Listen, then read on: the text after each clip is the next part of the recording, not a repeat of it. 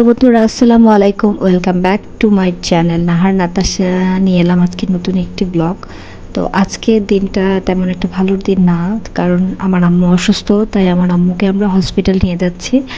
তো সবচেয়ে বড় বিষয় আজকে হচ্ছে যে তারিখ, সেই তারিখে আজকে আমার বাবা আবার হজ যাচ্ছে। তো আমার মাকে আমরা একা একা হসপিটালে নিয়ে যাচ্ছি, আমি, আমার হাজব্যান্ড এবং আমার বেবি সহ।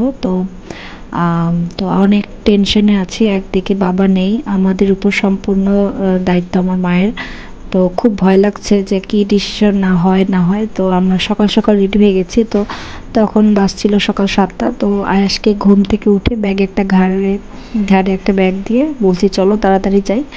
তো এই তো আমরা দাঁড়িয়ে আছি। তো আমরা ফার্স্টে গাড়ি অন করতে বলছি, কারণ গাড়িতে সংশয় ওঠা যায় না 5 মিনিট পরে। তো আমরা সকাল সকাল গাড়িতে রওনা দিয়ে দিলাম। তো আম্মু মোটামুটি রাস্তায় ভালো ছিল, মধ্য রাস্তায় গিয়ে অনেক অসুস্থ হয়ে যায়। তো মাঝখানে অসুস্থ হওয়াতে তখন আমি কি করব বুঝতে পারছিলাম না। তারপরে আয়াসও অসুস্থ হয়ে যায়। আয়াস একদম শেষ, যখন আমরা পৌঁছে যাই হসপিটালে তখন আয়াস অসুস্থ হয়ে যায়। তো এই তো দেখুন মুখের অবস্থা প্রচণ্ড খারাপ। জানালা খুলে দিছি, এসি বন্ধ করে দিয়েছে। এই প্লেসটা কেউ চিনলে বলবেন অবশ্যই। আমি এটা অনেকবার ভিডিওতে দেখেছি, বেশিরভাগই দেখেছি টিকটকে এবং ফেসবুক পেজে দেখেছি। তো এই জায়গাটার নাম আমি আসলেই জানি না, 300 ফিট নাকি শুনেছি। তো আমরা সেই রাস্তা দিয়ে যাচ্ছিলাম। তো আমার রাস্তাটা ভালো লেগেছে, অনেক ভালো লেগেছে। তো নিরিবিলি এবং আমরা কোনো জ্যাম পাইনি। সবচেয়ে বড় বিষয় আমরা সময় মতো পৌঁছে গিয়েছি। আমাদের 8টার সময় ডাক্তার দেখানোর সময় ছিল। তো আমরা ড্রাইভারকে বারবার বলছিলাম যে সাবধানে এবং ফাস্টলি যান। তো এই তো আমাদের কাছাকাছি পৌঁছে গিয়েছি। তখন আবহাওয়াটা অনেক ঠান্ডা ছিল। তো আমরা যাচ্ছিলাম। তো এই সামনের ব্রিজটাও দেখে আমার খুব ভালো লেগেছে। তো রাস্তাটা আসলে সুন্দর লাগছিল, ঢাকার গ্যাঞ্জাম নেই, কোনো কিছু নেই, নিরিবিলি রাস্তা, দেখতেই ভালো লাগছে। এটা তো সবাই চেনের এই হোটেলটা, শেরাটন হোটেল। হ্যাঁ, তো এই তো আমরা রাস্তায় তাড়াতাড়ি, আমরা এই ব্রিজের উপর দিয়ে যাওয়াতে আমরা প্রচণ্ড তাড়াতাড়ি পৌঁছে গিয়েছি। তো এটার নামটা আমি আসলে ভুলে গিয়েছি। তো আসলে ঢাকায় অনেক দিন থেকে আসা হয় না, মিনিমাম 1 বছর হয়ে গিয়েছে আমার ঢাকা ছাড়ার। তো এই তো আমরা তারপরে তারপরে মাঝখানে আয়াস বলছে তার অনেক ক্ষুধা লেগেছে। তো আমি খাবার এনেছি, কিন্তু খাবার এখন গাড়িতে খাওয়ানোটা খুব প্রবলেম, তাই আমি বলছি কিছুক্ষণ ওয়েট করো।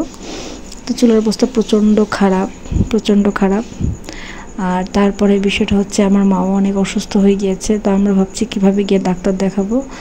তো মাশাল্লাহ আয়াস এসে একটু স্বাভাবিক হয়েছে, অসুস্থ হয়ে গিয়েছিল আয়াস। তো আয়াস আজকে সারাটা দিন যে পরিমাণে দুষ্টামি করেছে। তো আমরা নাস্তা বের করছিলাম, আমি সব ধরনের খাবার নিয়ে এসেছিলাম, আমি আমার আয়েশের জন্য এবং আমার মায়ের জন্য। আয়েশের বাবা বাইরে খাবে, এই চিন্তা করেই আমরা খাবার নিয়ে আসিনি। তো আয়াস এই কাচের দরজার মাঝখানে যেতে চাচ্ছে না, ভয় লাগছে। আমারও প্রচণ্ড ভয় লাগছে, ভয় আসলে কাজ করে, এত উপর থেকে নিচে দেখার অনেকটা ভয়। তা আমিও আবার তাকে যেতে দিচ্ছে না, তাও সাহস করে যাচ্ছে। তো আয়াস প্রথম হসপিটালে এলো। তো সবচেয়ে বড় বিষয় আমার মায়ের সমস্যা হয়েছে, চোখের প্রবলেম হয়েছে, সেই জন্য আমরা হসপিটালে এসেছি। হসপিটাল নামটা নাই বলি, তো আপনারা হসপিটাল নামটা জানলে অবশ্যই জানাবেন। তো আয়াস তো অনেক বোরিং হচ্ছে, তো তারপর তাকে নিয়ে বেড়াচ্ছি। তো কিছুক্ষণ পরে আয়াস অনেক হ্যাপি হয়ে যায়, ঘোরাঘুরি করে, মজা করে, কারণ তার অত বোরিং লাগছে না। আর সবচেয়ে বেশি হসপিটালটা নিট অ্যান্ড ক্লিন, এটা ভালো লেগেছে, এই জন্য সারাদিন স্টে করতে পেরেছি আমরা। এই তো তার দৌড়াদৌড়ি অনেক পছন্দ, সে দৌড়াদৌড়ি করছে। তো সবচেয়ে বড় বিষয় হচ্ছে আলহামদুলিল্লাহ, হসপিটালে গেলেই মনে হয় যে না আলহামদুলিল্লাহ, আল্লাহর অশেষ রহমত আমরা সুস্থ আছি। আসলে মানুষ অনেক সময় সন্তুষ্ট থাকে না, বাট আসলে হসপিটালে গেলে তার মেন্টালিটি চেঞ্জ হয়ে যাবে, কারণ আমরা সুস্থ আছি, এটার বড় নিয়ামত আর কিচ্ছু হতে পারে না। তো হসপিটালে গেলে আমার খুব ভালো লাগে, কারণ আমি সুস্থ আছি এটা মনে হয়। রোগীদের দেখলেও খারাপ লাগে, বাট আমি নিজে সুস্থ আছি, এটা আল্লাহর কাছে অশেষ রহমত। আমি বলি যে আল্লাহ সারা জীবন সুস্থ রেখো, আল্লাহ অসুস্থ রেখো না। আমরা এত বড় লোক না যে চিকিৎসা করতে পারবো, আল্লাহ মধ্যবিত্ত বানাইছে, বাট চিকিৎসা করাটা অনেক টাফ হয়ে যায় আমাদের জীবনে। তো বাবা ছেলেই তো দাঁড়িয়ে আছে। আমরা আজকে সারাটা দিনে আমার বাবার সাথে অনেকক্ষণ কথা বলেছি, কারণ আজকে রাতে বাবার ফ্লাইট, রাত 9টায় ফ্লাইট। তো বাবা আসতে পারবে না, বাবা আবার হাজি ক্যাম্পে আছে। আকবরী হজের জন্য রেডি হচ্ছে। তো আজকে রাত 9টায় ফ্লাইট, আর আমরা এদিকে প্রচুর টেনশন, কারণ অপারেশন করব কি না। ডাক্তার দেখার পরে ডাক্তার বলেছে আজকে অপারেশন করলে বেটার হয়, আবার বাসায় গিয়ে আসা অনেক টাফ। তো দুপুরবেলা আমরা লাঞ্চ করে নিচ্ছিলাম। তো আয়াসের জন্য খিচুড়ি এনেছি, সে খাবে না, সে নাকি হটডগ খাবে। বিশ্বাস করেন আমি আজকে ওখানে গিয়ে বলছি হটডগ কোনটা দেখান।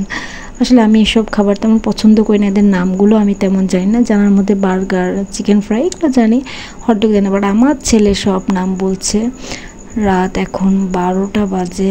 আমার মাকে কষ্ট করে পাশের হোটেল নিয়ে এসে রেখেছি।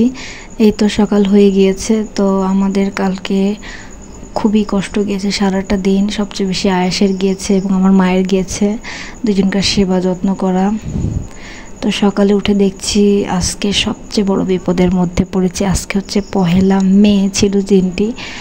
তো দেখছি কোনো হোটেল খুলছে না। আমি অপেক্ষা করছি যে হোটেল মনে হয় খুলবে, পরে আমি জানতে পারি হোটেল খুলবে না। তো আমি নিচে গিয়ে অনেক অনেক অনেক হোটেল খোঁজার চেষ্টা করছি, পারছি না। তো নিচে 2বার গিয়েছিলাম। আমি শুধু সকালে নাস্তা করার জন্য গিয়েছিলাম। তো সকালে নাস্তা করে আমরা রওনা দিব আমাদের বাসায়। তো আমরা কোনো খাবার দাবার পাচ্ছিলাম না, এবং না খেয়ে বাসায় রওনা দেওয়াটা প্রচণ্ড খারাপ হবে। তো আমার এই লাইটটা খুব ভালো লেগেছিলো। তো এই তো আমি তাড়াতাড়ি করে যাচ্ছি, কারণ কালকে আয়েশের আব্বু খুব কষ্ট গিয়েছে। ওর সাথে আমাদের আমার ভাগিনা ছিল, আমার বড় ভাগিনা। তো সেও অনেক টায়ার্ড, আয়েশের বাবা অনেক টায়ার্ড। তো ভাবলাম যে আমি নিচে যাই, তাড়াতাড়ি গিয়ে আমি নাস্তার ব্যবস্থা করি। দেখা যাক নাস্তা পাওয়া যায় কি না। বাট সবাইকে জিজ্ঞাসা করলাম, সবাই বলছে যে না, আজকে তো 1 মে, আজকে নাস্তা পাওয়া যাবে না। এটার মতো প্রবলেমে পড়ে আমি অবাক। তো আমি বলবো যে 1 মেতে আসলে মানুষ প্রচুর প্রবলেমে পড়ে, কারণ সেদিনকার শ্রমিকরা তারা অফ রাখে সব কিছুই, সব দোকানপাট সব কিছু অফ ছিল। একদম রাস্তাঘাট একদমই ফাঁকা। এমনিতেই সকাল তখন 9টা বাজে। তো আমি যাচ্ছিলাম, তো এখানে রাস্তাঘাটে কোনো খাবার নাই। তো সর্বশেষ আমি একটা ভিতরের গলিতে একটা পরোটার দোকান পেলাম। বাট এখানে এত পরিমাণে সিরিয়াল, আমি 1 ঘন্টা দাঁড়িয়ে থাকার পরে আমি 10টা পরোটা নিতে পারলাম।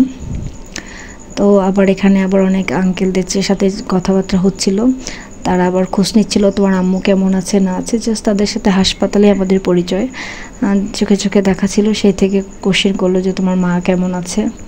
তা আসলে কি মানুষের আন্তরিকতা এভাবেই হয়, যে কোশ্চেন করছে কেমন আছে না আছে। এই জিনিসগুলো আমার খুব ভালো লাগে। আমি মাশাআল্লাহ যেখানেই যাই আমার সবার সাথে একটা ভালো সম্পর্ক হয়ে যায়। আর খারাপদের সাথে তো স্বাভাবিক, কারণ আমি ভালোর ভালো খারাপের খারাপ, এটা আমি সবসময় বলি। তুমি খারাপ হবা, তোমাকে আমি ছেড়ে দেবো, এটা তো করো না। তুমি আমার অন্যায় করে যাবা, আমার ভুল করবা, আমার সাথে অন্যায় করবা, আমার পিছনে কথা বলবা, তাহলে তো তোমাকে আমি ছেড়ে দেবো না। তুমি ভালো, আমিও ভালো। তুমি খারাপ, আমিও খারাপ, দ্বিগুণ খারাপ হয়ে যাব। এটা আমার বৈশিষ্ট্য। এটাতে যদি আমার কারো খারাপ লাগে তাহলে আমার কাছ থেকে দূরে থাকবেন, কোনো সমস্যা নেই। সবাই ক্লান্ত, তারপর আমি গেট নক করছি। তো ভালো থাকবেন, সুস্থ থাকবেন। আসসালামু আলাইকুম।